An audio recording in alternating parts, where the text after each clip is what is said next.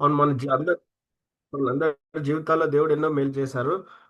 అవన్నీ మనం ఇప్పుడు మర్చిపోకూడదు. మనం ఎప్పుడు కూడా ఇప్పుడు మనం ప్రశస్త సమయంలో మనకు వెళ్తుండగా మరి మనకు ఈ రోజు వాక్యాన్ని పంచుకోవటానికి మరి బ్రదర్ ఇజ్రాయెల్ గారు మరి వాక్యాన్ని మనతో పంచుకోబోతున్నారు. We are all witnesses.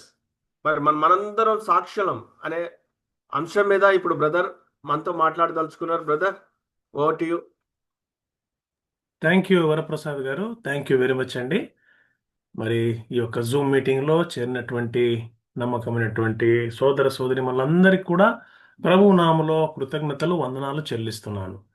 మరి ప్రభువు ఈ విధంగా ఈ యొక్క రెండవ వారం మనల్ని ఈ విధంగా మనల్ని జూమ్ మీటింగ్లో మనందరినీ కూడా చేర్చినందుకు దేవునికి కృతజ్ఞతాస్తుతులు చెల్లిద్దాం.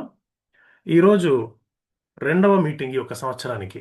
ఈ రెండవ మీటింగ్లో వేర్ ఆల్ హిస్ విట్నెసెస్, మేమందరము దీనికి సాక్షులము అనే అంశం పైన కొద్దిసేపు ఈ యొక్క అంశాన్ని ధ్యానిస్తూ కొన్ని విషయాలు మీతో పంచుకున్నటువంటి ఆలోచన కలిగింది.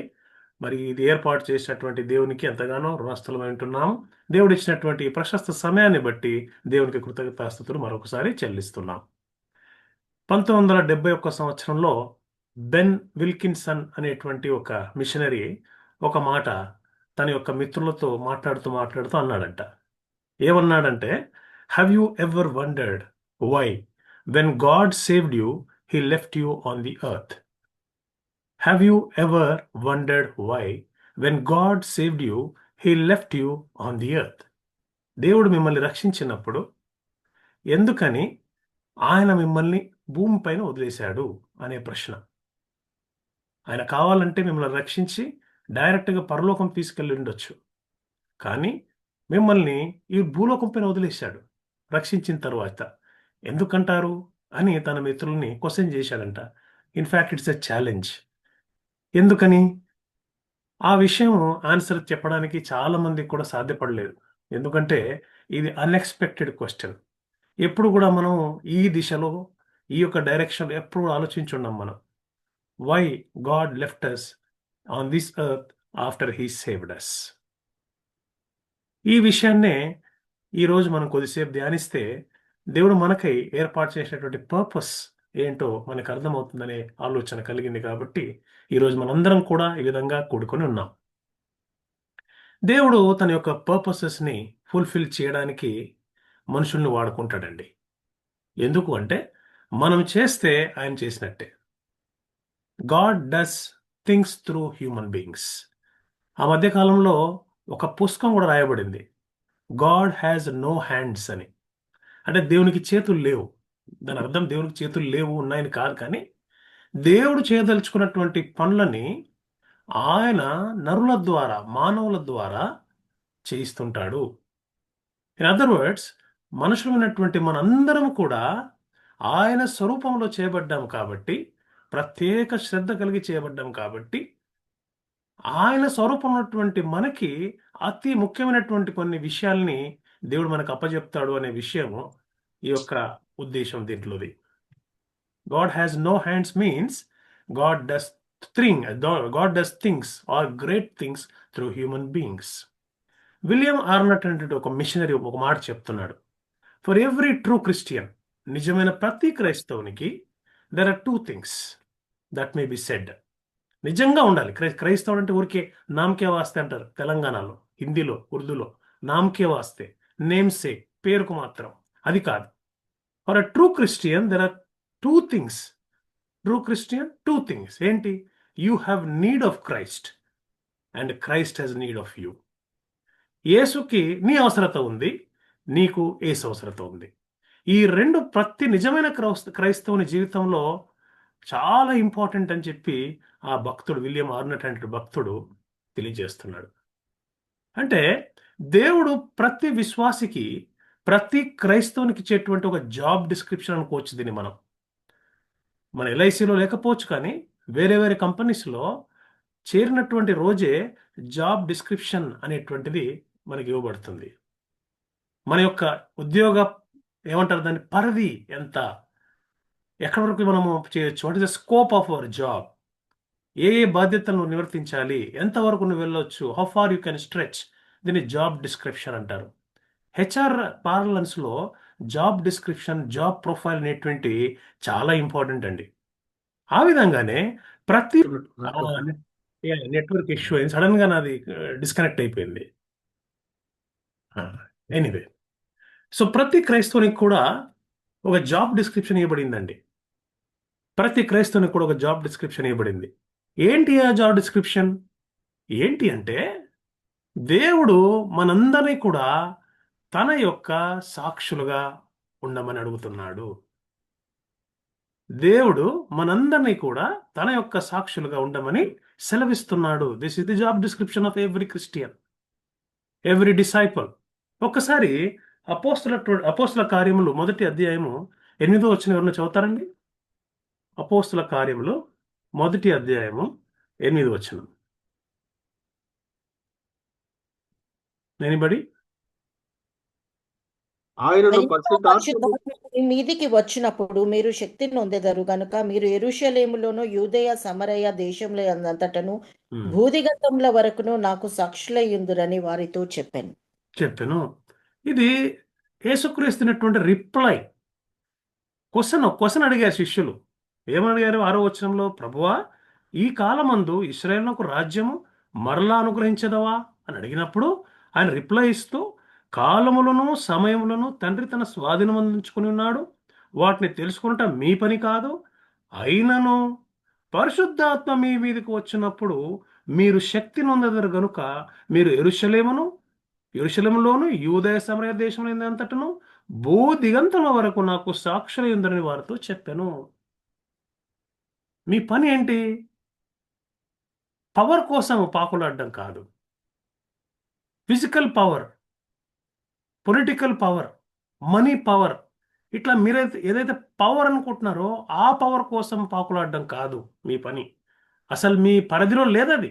మీ జాబ్ డిస్క్రిప్షన్లో ఈ పవర్, ఇటువంటి అదర్ దెన్ నార్మల్ పవర్, అంటే ఏ దేవునికి సంబంధించిన పవర్ కాకుండా ఈ వరల్డ్ పవర్ సంబంధించింది ఏది కూడా మీ పరిధిలో లేదు. Your job description doesn't contain this power. ఎప్పుడు రాజ్యం వస్తుంది, ఎప్పుడు మాకు పవర్ వస్తుంది, మాకు ఎప్పుడు పోస్టులు వస్తాయి, మాకు రాజ్యం ఎప్పుడు అనుగ్రహించబడుతుంది, ఇది కానే కాదు. మీ పరిధిలో మీ జాబ్ డిస్క్రిప్షన్ ఉన్నటువంటి పవర్ ఏంటి అంటే, పరిశుద్ధాత్మ మీ మీదికి వచ్చినప్పుడు మీకు పవర్ వస్తుంది. ఆ పవర్ మీకు వచ్చినప్పుడు మీరు నాకు సాక్షులై ఉందరు. So every Christian's job description is twofold. ఒకటి, దేవుని పరిశుద్ధాత్మను పొందడం. 2, ఆయనకు సాక్షులుగా ఉండడం. ఈ విషయాన్ని మనం కొద్దిసేపు ఇవాళ మనం ధ్యానించబోతున్నాం. మొట్టమొదటిగా పేతురు యొక్క జీవితాన్ని గమనిస్తే, పేతురు చాలా పిరికివాడుగా మనం చూస్తున్నాం జీవితంలో. ఆయన యొక్క జీవితంలో చాలా పొరపాట్లు చేశాడు అయినట్టు.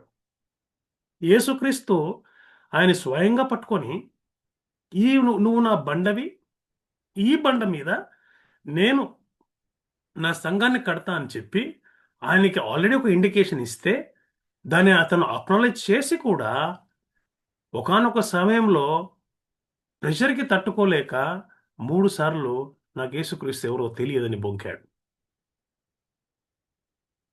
యేసుక్రీస్తు చనిపోయిన తర్వాత ఆయన లేచాడు. లేచిన తర్వాత ఆయన దర్శనాలు కూడా కలిగాయి. కానీ ఆయన ఆ పవర్ని కనుక్కోలేక తిరిగి తన చేపలు పట్టడానికి వెళ్ళిపోయాడు.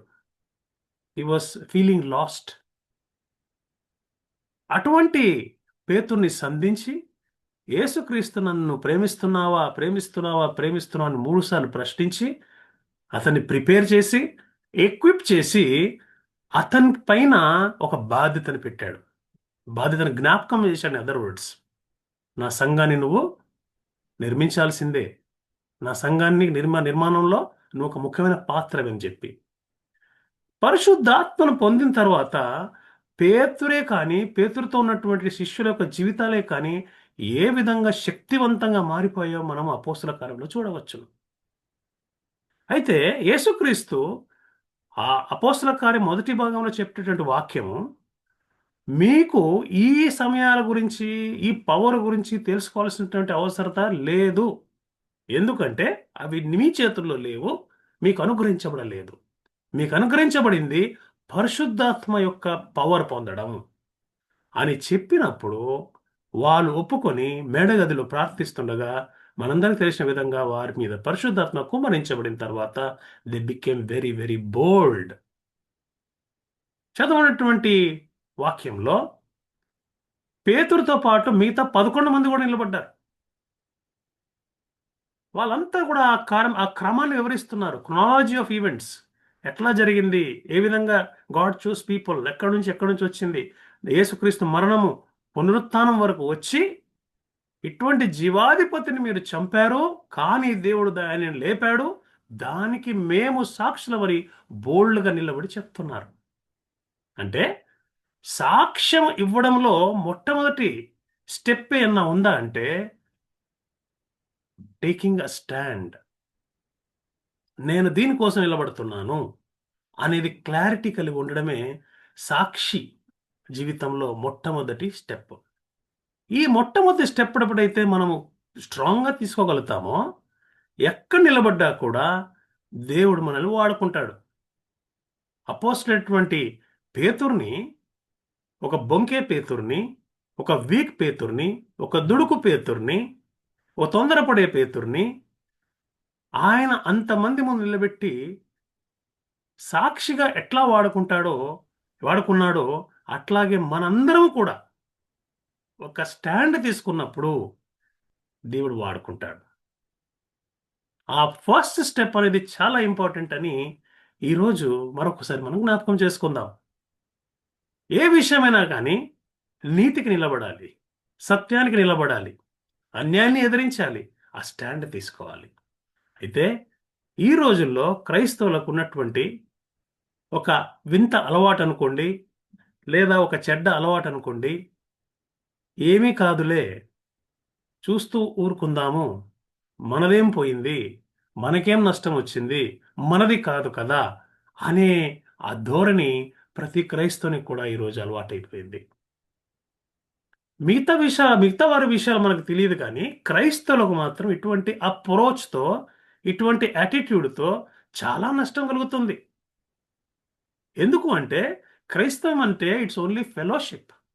ఒక మనిషి స్టాండ్ తీసుకోలేకపోతున్నాడంటే దాని ప్రభావం ఇతరులపైన కూడా ఉంటుంది. ఆ రోజుల్లో నెబుకద్నెజర్ అంత పవర్ఫుల్ రాజు ఎవరు లేరండి. World power, in fact the second world power, third world power Assyria, ఐగుప్తు, బబులోను. థర్డ్ వరల్డ్ పవర్ అయినటువంటి బబులోను రాజు అయినటువంటి నెబుకద్నెజర్ని ఎదిరించడానికి ఒక్క వ్యక్తి, తర్వాత ముగ్గురు వ్యక్తులు ఒక స్టాండ్ తీసుకున్నారు. ఆ స్టాండ్ తీసుకోవడం వల్ల దేవుడు మహిమపరచబడ్డాడు, వారు కూడా హెచ్చించబడ్డారు, వారి ద్వారా అనేకులు రక్షించబడ్డారు. మనం కూడా ఎప్పుడైతే దేవునికి సమర్పించుకుంటామో మన యొక్క పాత్ర, ఈ యొక్క శరీరం ఒక పాత్రగా మనం భావిస్తే ఈ శరీరం పైనటువంటి మూతను మనం తీసేసినట్టే. అంటే దీనిలో పోయబడినటువంటి ఆశీర్వాదాలన్నీ మూత ఉన్నంతసేపు లోపటే ఉంటాయి. ఎప్పుడైతే మూత తీస్తామో ఓవర్ఫ్లోయింగ్ బ్లెస్సింగ్స్ అన్నీ కూడా బయటికి వచ్చి పొంగి పొరలి వేరే వాళ్ళందరికీ కూడా ప్రవహిస్తూ అనేకులను తాకుతూ అనేకులను ఆశీర్వదపరుస్తుంటాయి, అనేకులను ఆశీర్వదిస్తుంటాయి. ఆ విషయమే అపోస్తలుడైనటువంటి పేతురు ధైర్యంగా నిలబడి వాళ్ళందరికీ చెప్తున్నారు, యూదులందరికీ. ఆయన చెప్తున్నటువంటి విషయం ఏంటంటే, మీకు అన్నీ తెలుసు విషయాలు, దేవుడు మనల్ని ఏర్పరచుకున్నాడని తెలుసు, దేవుని యొక్క ప్రణాళిక ద్వారా మనందరం కూడా ఇక్కడ చేరుకున్నామని తెలుసు.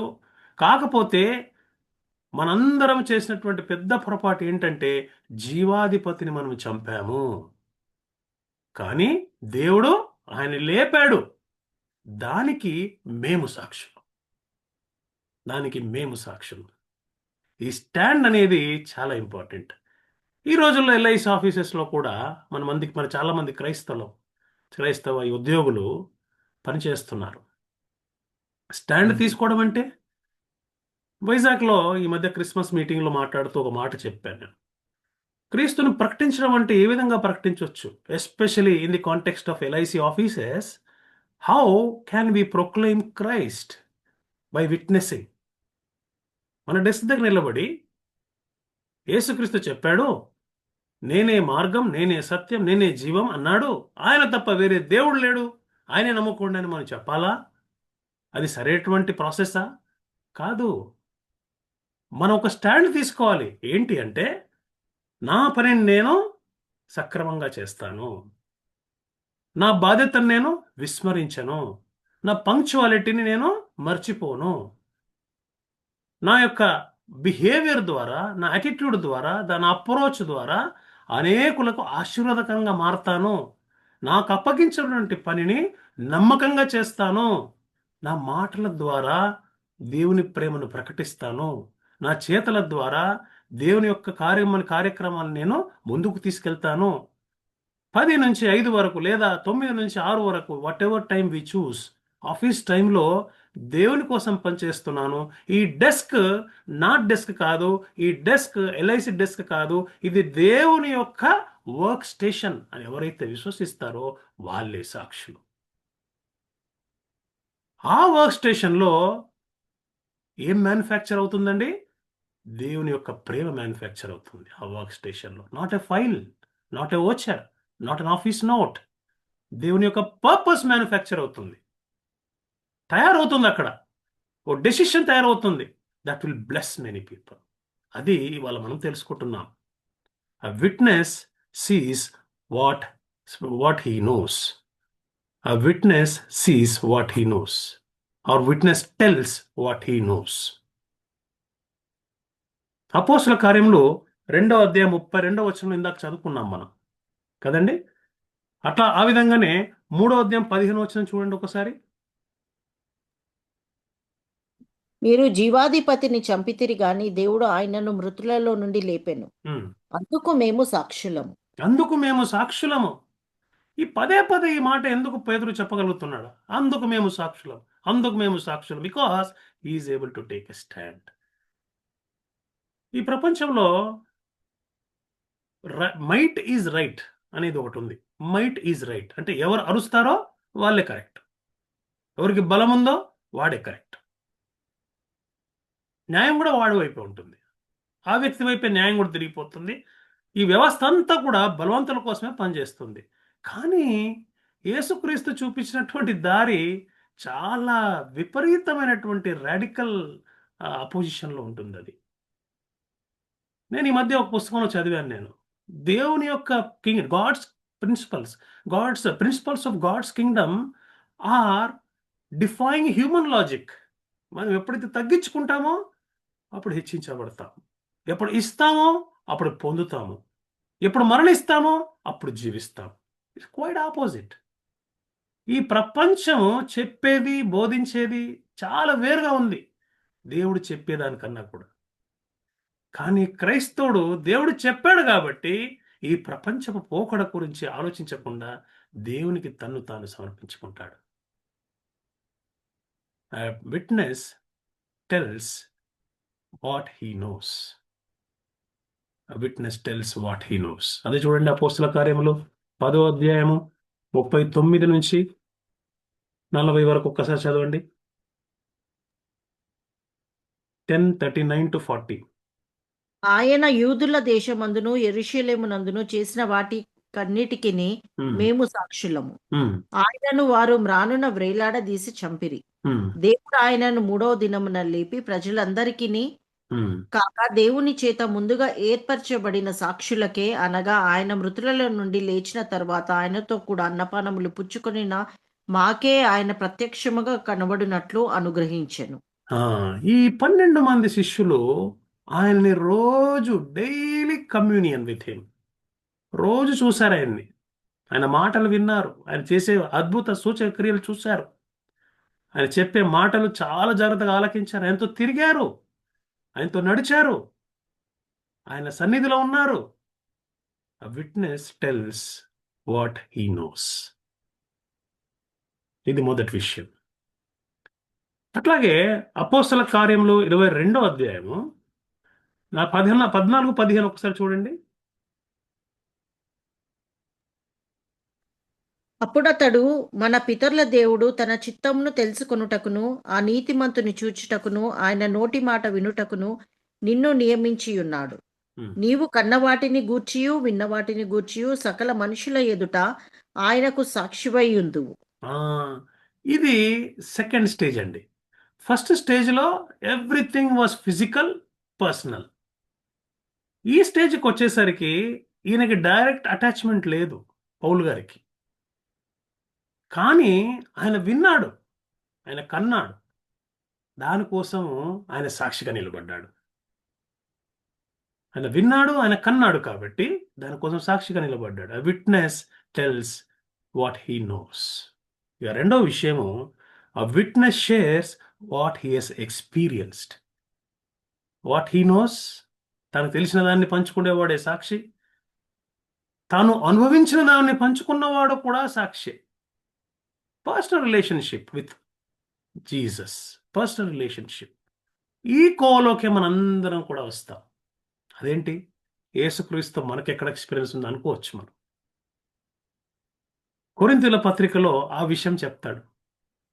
యేసుక్రీస్తు నామములో బాప్తిసం పొందినటువంటి మన అందరము కూడా యేసుక్రీస్తు శరీరములో పాలు పొంది ఉన్నాము. We have experienced his suffering. We have experienced him అని అపోస్తలుడైన పౌలు జ్ఞాపకం చేస్తున్నాడు. చూడండి, 1 యోహాను పత్రిక 1వ అధ్యాయం 1వ వచనం ఒకసారి చూడండి.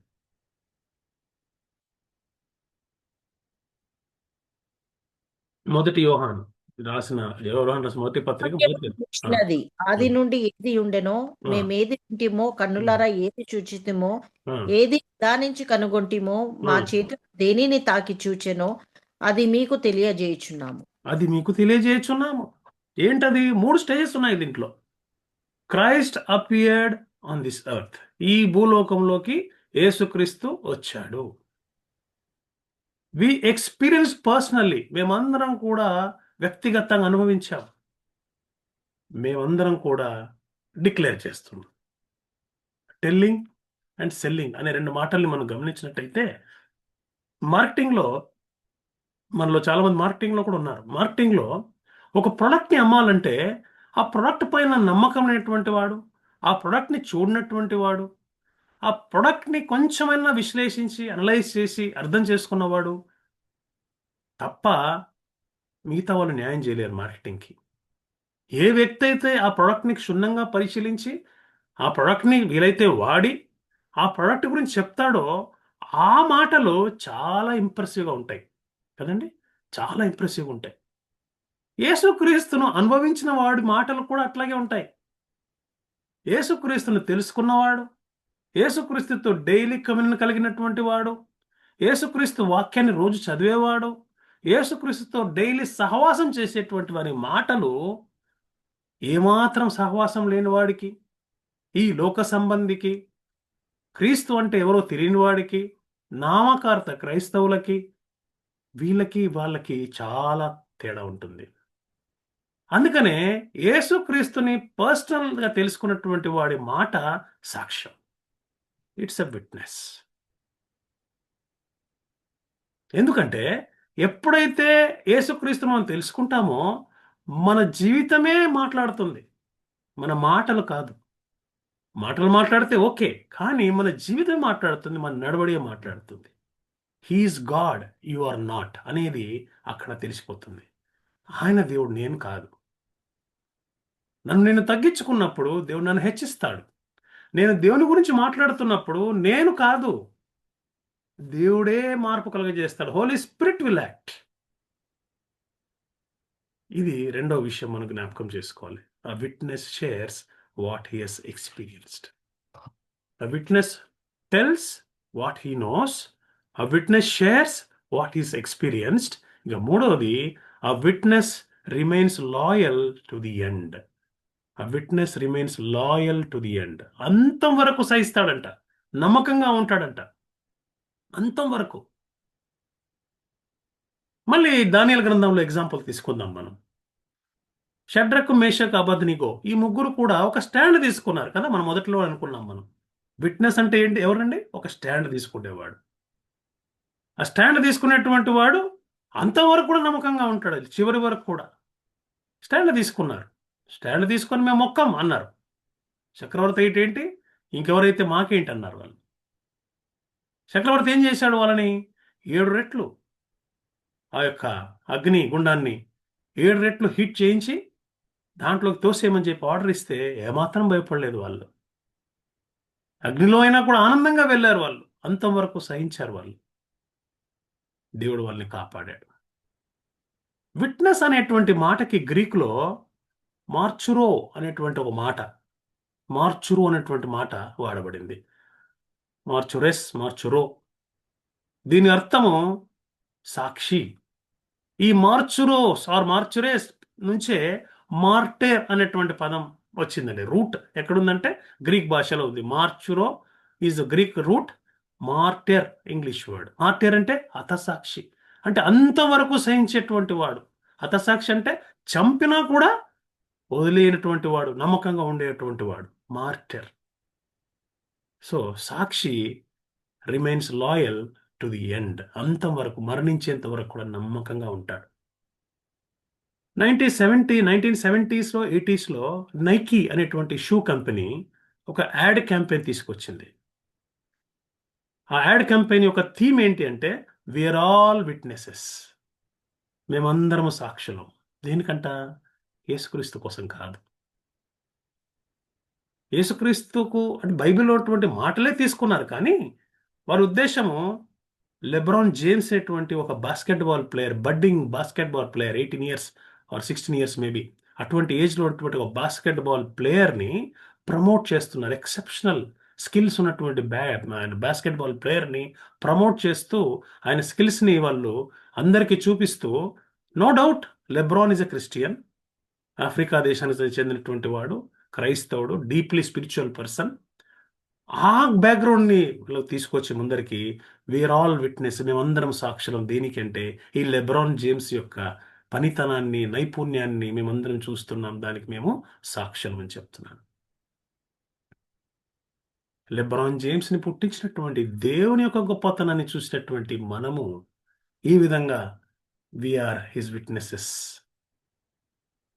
దీనికి మేము సాక్షులము అని చెప్పగలగాలి. ఇది మన ప్రశ్న. దేవుడి వల్ల మనకు ఒక ఛాలెంజ్ మనకి విసురుతున్నాడు. మీరు మీ మీ ప్రదేశాల్లో మీరు చేసేటువంటి పనులలో దేవునికి సాక్షులుగా ఉండగలరా? వీఆర్ హిజ్ విట్నెసెస్ అని మీరు ఎప్పుడన్నా బోల్డ్గా చెప్పగలరా? లేదా భయపడుతున్నారు దేనికన్నా? ఆ రోజు వైజాగ్లో కూడా నేను ఈ మాట చెప్పాను. మనం అనుకునేటువంటి చాలా గొప్ప విషయము, దేని బట్టి అయితే మనం అతిశయిస్తున్నామో, దేని బట్టి అయితే ఎస్ ఇది నాకు కొండ, నా అండ, ఇది నాకు ఉంది కాబట్టి నాకేం దిగులు లేదు, చింత లేదు అనుకుంటున్నామో, నిజమైన దేవుణ్ణి తెలుసుకున్నప్పుడు, నిజమైన దేవునితో సహవాసం చేసినప్పుడు, ఆయన పవర్ని రుచి చూసినప్పుడు, ఆయన సావర్ట్ని మనం అనలైజ్ చేసి వెతికినప్పుడు, ఆయన ప్రేమను పొందినప్పుడు ఈ యొక్క పవర్ అనేది చాలా చాలా ఇన్సిగ్నిఫికెంట్ అనిపిస్తుంది. అటువంటి ఆ మార్పిడి, ఆ ట్రాన్స్ఫర్మేషన్లో మనందరం కూడా ఎప్పుడైతే ఎదగలుగుతామో అప్పుడే వీఆర్ హిజ్ విట్నెసెస్ అనేది మనకు తెలుస్తుంది. దేవుడు ఇచ్చినటువంటి ఈ ఛాలెంజ్ మనందరం కూడా టేకప్ చేయాలి. మరి ఈ రోజుల్లో ఇటువంటి ఛాలెంజ్ని తీసుకోవడానికి చాలా అవకాశాలు ఉన్నాయండి. ఆ రోజు పేతురు నిలబడింది యూదా సమాజం, వాళ్ళ పవరు, ఆ రిలీజియన్, వాటికి ఎదురుగా విరోధంగా నిలబడ్డాడు. యూదా మత ప్రవిష్టులు చేసేటువంటి ఆరోపణలు ఎదుర్కోవడానికి స్టాండ్ తీసుకున్నాడు. యాజకులు, ప్రధాన యాజకులు కదండి, ఆ టెంపుల్ యంత్రాంగం, వారందరికీ ఎదురుగా నిలబడ్డాడు. Just 11 people against the whole Kingdom. అంత మాత్రమే కాదు, రోమా సామ్రాజ్యానికి ఎదురు నిలబడ్డాడు. ఆ రోజుల్లో గాస్పల్ అంటే ఏంటి తెలుసా మీకు? గాస్పల్ ఈజ్ చక్రవర్తి నోటి నుంచి వచ్చిందే గాస్పల్. దాన్ని తిరగరాశారు మన వాళ్ళు, స్టాండ్ తీసుకున్నారు. రే బాబు, గాస్పల్ అంటే చక్రవర్తి చెప్పింది కాదు, యేసు క్రీస్తును గురించినటువంటి వార్త, దట్ ఈస్ గాస్పల్. ఆ స్టాండ్ తీసుకున్నారు వాళ్ళు. చక్రవర్తిని కూడా కాదన్నారు. ధైర్యంగా చెప్తున్నారు, వీఆర్ హిస్ విట్నెసెస్, దీనికి మేము సాక్షులం అంటున్నారు. ఈరోజు మనం బాగా గమనిస్తే దేవుడు మనకు మంచి అవకాశం ఇచ్చాడు. మళ్ళీ మనం ఫస్ట్లో స్టార్టింగ్లో మనం బెన్ విల్కిన్స్ అని చెప్పినట్టు, have you ever wondered why when God saved you he left you on the earth? దేవుడు మనల్ని రక్షించినప్పుడు పరలోకానికి తీసుకుపోకుండా ఎందుకు భూమి మీద పెట్టాడో ఆలోచించావా? హ్యావ్ యూ ఎవర్ వండర్డ్ అని ఆలోచిస్తున్నాడు. ఆలోచించాలి మనం. ఎందుకంటే పని ఉంది ఇక్కడ, మనం చేయాల్సినటువంటి పని ఉంది. ఆయనకు సాక్షులుగా నిలబడి మనం చేయాల్సినటువంటి పని ఉంది. అందువల్లే దేవుడు మనల్ని భూమి పైన ఉంచాడు. మనకి కీర్తనల గ్రంథంలో మాట ఉంది, నియమింపబడిన దినములలో ఒక్కటైనను గడవక ముందే అన్ని దినాలు, all days are written in the book of life, నీ గ్రంథంలో లిఖించబడ్డాయి. గాడ్ నోస్, దేవునికి తెలుసు, దేవుడు మనల్ని వాడుకుంటాడు, provided we take a stand.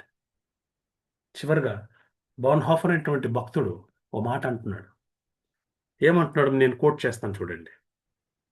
బాన్హాఫర్ చాలా యంగ్ ఏజ్లో చనిపోయాడండి, ఒక మార్టర్ లాగా. చాలా యంగ్ వయసులో ఆయన దేవునికి సమర్పించుకొని చనిపోయాడు. బాన్హాఫర్ ఏమంటున్నాడంటే, if we want to be Christians we must have some share in Christ large heartedness by acting with responsibility and in freedom. When the hour of danger comes, and by showing a real sympathy that springs not from fear but from the liberating and redeeming love of Christ for all who suffer. Mere waiting and looking is not Christian behavior. Bonhoeffer చెప్తున్నాడు, mere waiting and looking is not Christian behavior. The Christian is called to sympathy and action, not in the first place by his own sufferings, but by the sufferings of his brethren, for whose sake Christ suffered. ఈ సమాజం మారిపోతుందండి, రోజు రోజుకి మారిపోతుంది ఈ సమాజం. ఈ దేశంలో ఎప్పుడు చూడనటువంటి జరుగుతున్నాయి. విశ్వాసాన్ని బట్టి హింసలు మొదలయ్యాయి. క్రిస్మస్ టైంలో కొన్ని వీడియోస్ మనం చూసాం. కొంతమంది దుండుగులు ఆలయంలో ప్రవేశించి పాస్టర్ని పట్టుకొని కన్యక గర్భవతి కావడం ఏంటి? ఎక్స్ప్లెయిన్ చేయి. మీరు చూసారో లేదో తెలియదు నాకు. చెప్తుంటే కూడా చెప్పనివ్వకుండా ఎగతాళిగా, హేళనగా, కించపరిచే విధంగా, అవమానపరిచే విధంగా, ఇన్సల్టింగ్గా ఎన్నో విషయాలు అక్కడ జరిగాయి. ఒక ప్లేస్ కాదండి, 4-5 ప్లేసెస్లో జరిగాయి. ఎటువంటివి అనేకం రాబోతున్నాయి. ఇటువంటి విపత్కరమైన పరిస్థితుల్లో, ఇటువంటి ఛాలెంజింగ్ టైమ్స్లో దేవుడు మనకు ఛాలెంజ్ ఇస్తున్నాడు. ఇవాళ మీరు నాకు సాక్షులై ఉందరు. ఎప్పుడండి? పరిశుద్ధాత్మ మీ మీదకి వచ్చినప్పుడు మీరు నాకు సాక్షులై ఉందరు. మరి ఆ సాక్షి జీవితం జీవించడానికి సిద్ధమేనా? లేదా చిన్న కష్టం వస్తే లేదండి పేతురులాగా లేదండి, నాకు తెలియదండి, అసలు యేసుక్రీస్తు ఎవరో తెలియదండి, లేదండి, నేను లేనండి అక్కడ. What is our stand? Suffering brethren పైన యాక్షన్, సింపతి, కైండ్నెస్, ఇవి మనకి ఉన్నాయా? సమాయత్తం కావాలి. ప్రార్థన నిలకడగా ఉండాలి. A witness tells what he knows. A witness shares what he experiences. A witness is loyal till the end. So అటువంటి స్టాండ్ మనం తీసుకోవాలంటే దేవునికి మనం సమర్పించుకోవాలి. కొత్త సంవత్సరం ప్రారంభంలో 2వ వారం దేవుడు మనతో మాట్లాడుతున్నాడు. నా కోసం మీరు స్టాండ్ తీసుకోగలరా? షడ్రకు, మేషకు, అబేద్నెగో చక్రవర్తిని ఎదిరించారు. పేతురు యూదా సామ్రాజ్యాన్ని, రోమా సామ్రాజ్యాన్ని ఎదిరించి నిలబడ్డారు. ఒంటరిగా 11 మంది. నా కోసం నిలబడగలరా? మీ పని చేసే ప్రదేశంలో మీరు నా కోసం నిలబడగలరా? మీరేం మాట్లాడక్కర్లా, మీకు ఇచ్చిన పనిని బాగా చేయండి. అవకాశం వస్తే మాట్లాడండి, అవకాశం లేకపోతే మీ ప్రవర్తన ద్వారా నన్ను ప్రకటించండి. God is giving us a challenge. ప్రార్థన చేసుకుందాం. ప్రభువా, మా పరలోకపు తండ్రి, ఇచ్చినటువంటి నీ యొక్క వాక్కును బట్టి నీకు స్తుతులు స్తోత్రాలు చెల్లిస్తున్నాను. ఇక్కడ చేరినటువంటి నమ్మకమైనటువంటి నీ ప్రియ దాసుల్ని దర్శించారు, నీ వాక్కును వినిపించారు. ఈ వాక్కును ఇంకనూ అనేకులకు ప్రకటించడానికి మాకు ధైర్యాన్ని, ఒక స్టాండ్ తీసుకునేటువంటి శక్తిని మా అందరికి అనుగ్రహించమని, నీ ఆత్మాభిషేకం మా అందరికి కూడా ఎల్లప్పటికీ అనుగ్రహించి నీకు సాక్షులమై ఈ జీవితంలో, ఈ లోకంలో జీవించడానికి నీ కృపను దయచేయమని యేసు